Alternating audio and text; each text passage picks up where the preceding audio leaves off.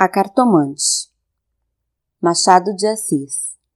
Hamlet observa a Horácio que há mais coisas no céu e na terra do que sonha nossa filosofia. Era a mesma explicação que dava a bela Rita ao moço Camilo numa sexta-feira de novembro de 1869, quando este ria dela por ter ido na véspera consultar uma cartomante. A diferença é que o fazia por outras palavras. Ria, ria! Os homens são assim, não acreditam em nada. Pois saiba que fui, e que ela adivinhou o motivo da consulta antes mesmo que eu lhe dissesse o que era. Apenas começou a botar as cartas, disse-me: "A senhora gosta de uma pessoa." Confessei que sim, e então ela continuou a botar as cartas. Combinou-as e no fim declarou-me que eu tinha medo de que você me esquecesse, mas que não era verdade. Errou, interrompeu Camilo rindo. Não diga isso, Camilo. Se você soubesse como eu tenho andado por sua causa... Você sabe, já lhe disse. Não ria de mim, não ria. Camilo pegou-lhe nas mãos e olhou para ela sério e fixo. Jurou que lhe queria muito, que os seus sustos pareciam de criança. Em todo caso, quando tivesse algum receio, a melhor cartomante era ele mesmo. Depois repreendeu-a. Disse-lhe que era imprudente andar por essas casas. Vilela podia sabê-lo e depois... Qual saber? Tive muita cautela ao entrar na casa. Onde é a casa? Aqui perto, na rua da Guarda Velha. Não passava ninguém nessa ocasião. Descansa, eu não sou maluca. Camilo riu outra vez. Tu crês deveras nessas coisas? Perguntou-lhe. Foi então que ela, sem saber que traduzia Hamlet em vulgar, disse-lhe que havia muita coisa misteriosa e verdadeira neste mundo. Se ele não acreditava, paciência. Mas o certo é que a cartomante adivinhara tudo. Que mais? A prova é que ela agora estava tranquila e satisfeita. Cuido que ele ia falar, mas reprimiu-se.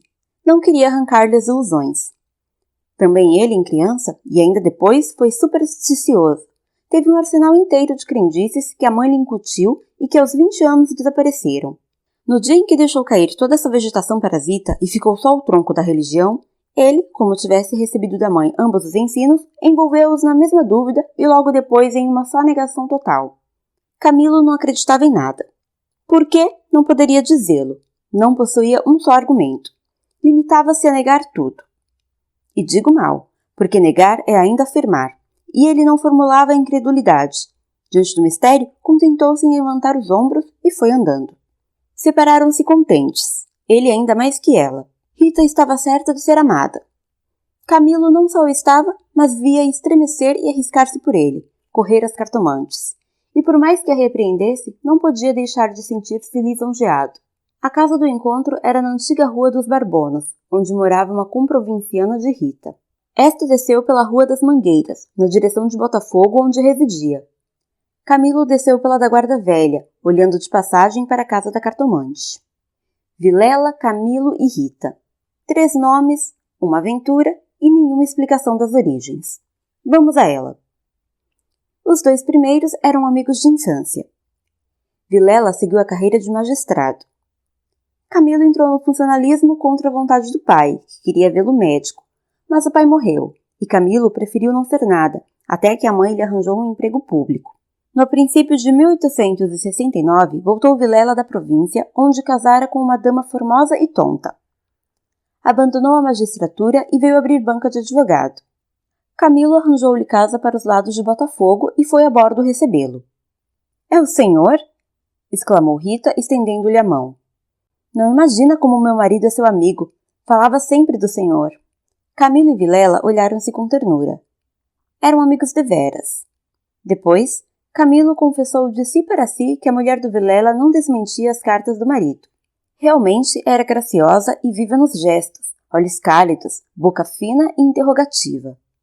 Era um pouco mais velha que ambos. Contava 30 anos, Vilela 29 e Camilo 26.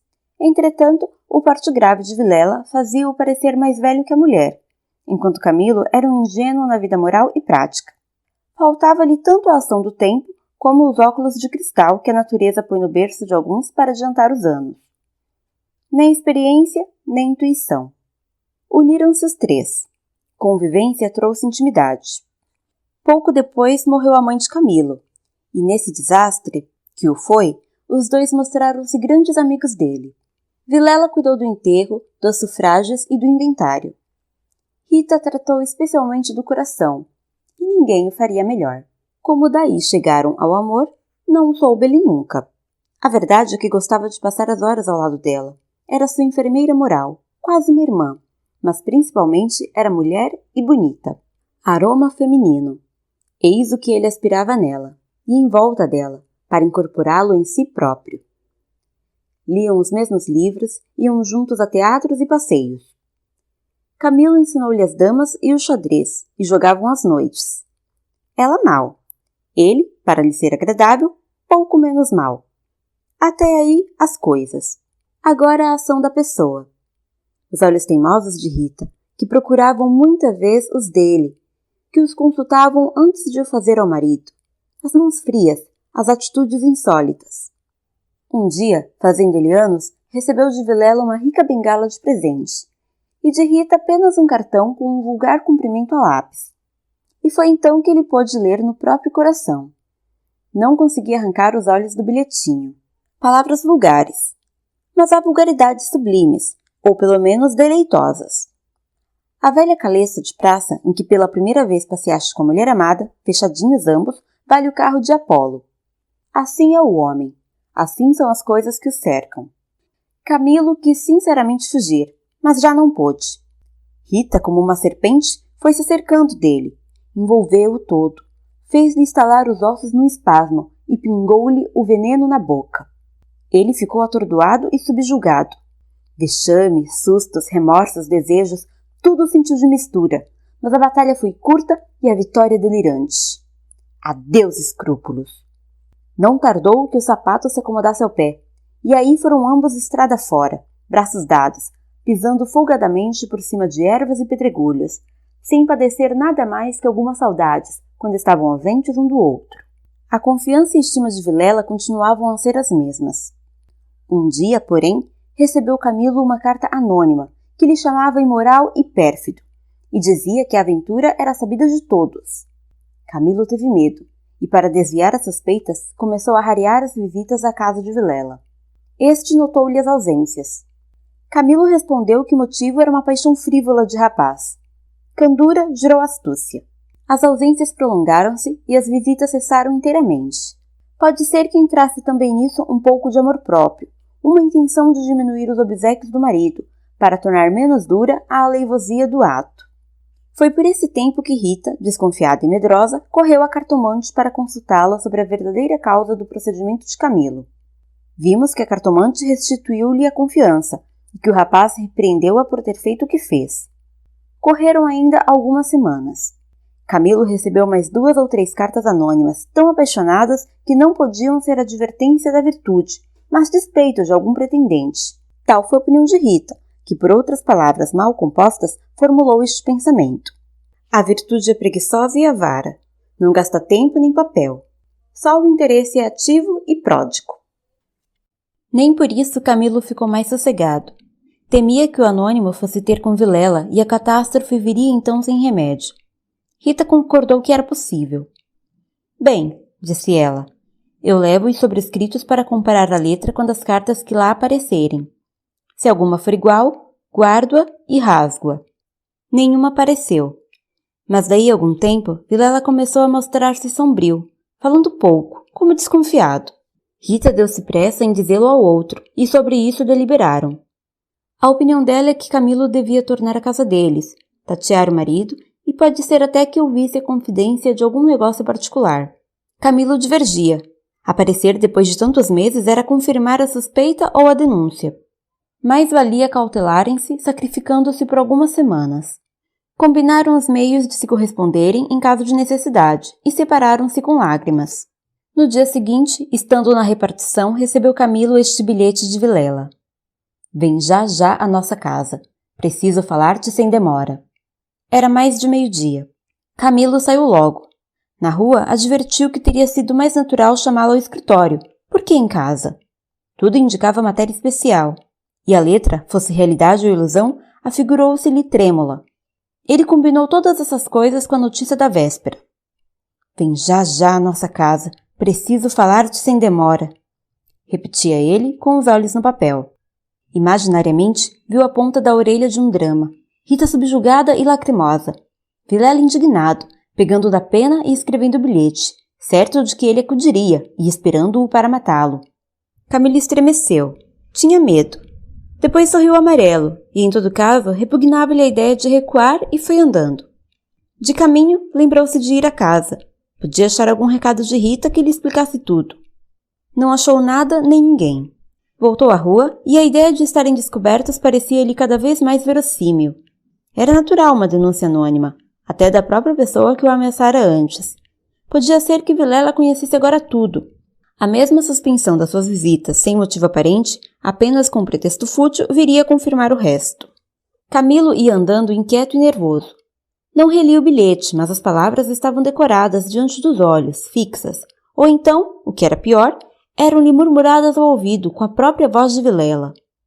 Vem já à nossa casa. Preciso falar-te sem demora. Ditas assim, pela voz do outro, tinham um tom de mistério e ameaça. Vem já para quê? Era perto de 1h da tarde. A comoção crescia de minuto a minuto.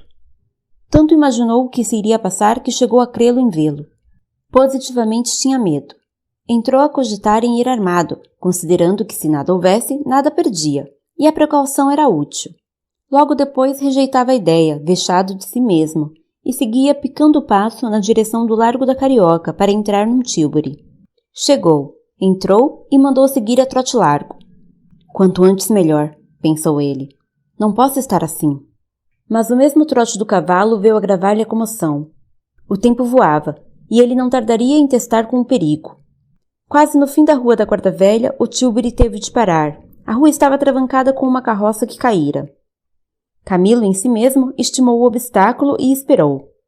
No fim de 5 minutos, reparou que ao lado, à esquerda, ao pé do Tilbury, ficava a casa da cartomante, a quem Rita consultara uma vez, e nunca ele desejou tanto crer na lição das cartas. Olhou, viu as janelas fechadas, quando todas as outras estavam abertas e pejadas de curiosos do incidente da rua. Dir-se-ia a morada do indiferente destino. Camilo reclinou-se no Tilbury para não ver nada. A agitação dele era grande, extraordinária, e do fundo das camadas morais emergiam alguns fantasmas de outro tempo, as velhas crenças, as superstições antigas. O cocheiro propôs-lhe voltar à primeira travessa e ir por outro caminho. Ele respondeu que não, que esperasse, e inclinava-se para fitar a casa. Depois fez um gesto incrédulo. Era a ideia de ouvir a cartomante que lhe passava ao longe, muito longe, com vastas asas cinzentas. Desapareceu, reapareceu e tornou-se a esvair-se no cérebro. Mas daí a pouco moveu outra vez as asas, mais perto, fazendo uns giros concêntricos. Na rua gritavam os homens safando a carroça. Anda! Agora! Empurra! Vá! Vá! Daí a pouco estaria removido o obstáculo. Camilo fechava os olhos, pensava em outras coisas, mas a voz do marido sussurrava-lhe à orelha as palavras da carta. Vem já! E ele via as contorções do drama e tremia. A casa olhava para ele. As pernas queriam descer e entrar. Camilo achou-se diante de um longo véu opaco. Pensou rapidamente no inexplicável de tantas coisas. A voz da mãe repetia-lhe uma porção de casos extraordinários. E a mesma frase do príncipe de Dinamarca reboava-lhe dentro. Há mais coisas no céu e na terra do que sonha a filosofia. Que perdia ele se... Deu por si na calçada, ao pé da porta. Disse ao cocheiro que esperasse e rápido enfiou pelo corredor e subiu a escada. A luz era pouca, os degraus comidos dos pés, o corrimão pegajoso, mas ele não viu nem sentiu nada. Trepou e bateu. Não aparecendo ninguém, teve ideia de descer, mas era tarde. A curiosidade fustigava-lhe o sangue. As fontes latejavam-lhe. Ele tornou a bater 1, 2, 3 pancadas. Veio uma mulher. Era a cartomante. Camilo disse que ia consultá-la. Ela fê-lo entrar. Dali subiram ao sótão por uma escada ainda pior que a primeira e mais escura. Em cima havia uma salinha mal iluminada por uma janela, que dava para o telhado dos fundos. Velhos trastes, paredes sombrias, um ar de pobreza, que antes aumentava do que destruía o prestígio. A cartomante fê-lo sentar diante da mesa, e sentou-se do lado oposto, com as costas para a janela, de maneira que a pouca luz de fora batia em cheio no rosto de Camilo. Abriu uma gaveta e tirou um baralho de cartas compridas e enxovalhadas. Enquanto as baralhava rapidamente, olhava para ele, não de rosto, mas por baixo dos olhos. Era uma mulher de 40 anos, italiana, morena e magra, com grandes olhos sonsos e agudos. Voltou 3 cartas sobre a mesa e disse-lhe: Vejamos primeiro o que é que o traz aqui. O senhor tem um grande susto. Camilo, maravilhado, fez um gesto afirmativo. E quer saber, continuou ela, se lhe acontecerá alguma coisa ou não. A mim e a ela, explicou vivamente ele. A cartomante não sorriu. Disse-lhe só que esperasse. Rápido pegou outra vez das cartas e baralhou-as, com os longos dedos finos de unhas descuradas. Baralhou-as bem, transpôs os maços 1, 2, 3 vezes. Depois começou a estendê-las. Camilo tinha os olhos nela curioso e ansioso. As cartas dizem-me. Camilo inclinou-se para beber uma a uma as palavras. Então ela declarou-lhe que não tivesse medo de nada. Nada aconteceria nem a um nem a outro. Ele, o terceiro, ignorava tudo. Não obstante, era indispensável muita cautela. Ferviam invejas e despeitos. Falou-lhe do amor que os ligava, da beleza de Rita. Camilo estava deslumbrado. A cartomante acabou, recolheu as cartas e fechou-as na gaveta. A senhora restituiu-me a paz ao espírito, disse ele, estendendo a mão por cima da mesa e apertando a da cartomante. Esta levantou-se rindo. Vá, disse ela. Vá, rapaz apaixonado. E de pé, com um dedo indicador, tocou-lhe na testa. Camilo estremeceu como se fosse a mão da própria Sibila e levantou-se também. A cartomante foi à cômoda, sobre a qual estava um prato com passas. Tirou um cacho destas, começou a despencá-las e comê-las, mostrando 2 fileiras de dentes que desmentiam as unhas. Nessa mesma ação comum, a mulher tinha um ar particular.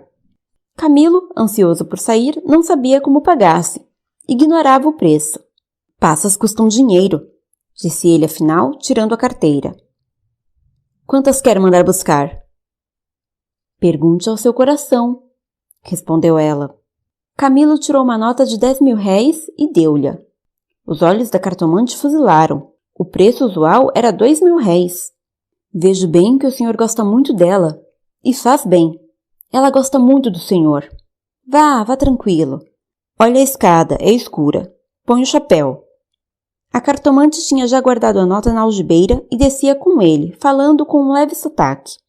Camilo despediu-se dela embaixo e desceu a escada que levava à rua, enquanto a cartomante, alegre com a paga, tornava acima, cantarolando uma barcarola. Camilo achou o Tilbury esperando. A rua estava livre. Entrou e seguiu a trote largo. Tudo lhe parecia agora melhor. As outras coisas traziam outro aspecto. O céu estava límpido e as caras joviais. Chegou a rir dos seus receios, que chamou pueris. Recordou os termos da carta de Vilela e reconheceu que eram íntimos e familiares. Onde é que lhe descobrira a ameaça? Advertiu também que eram urgentes e que fizera mal em demorar-se tanto.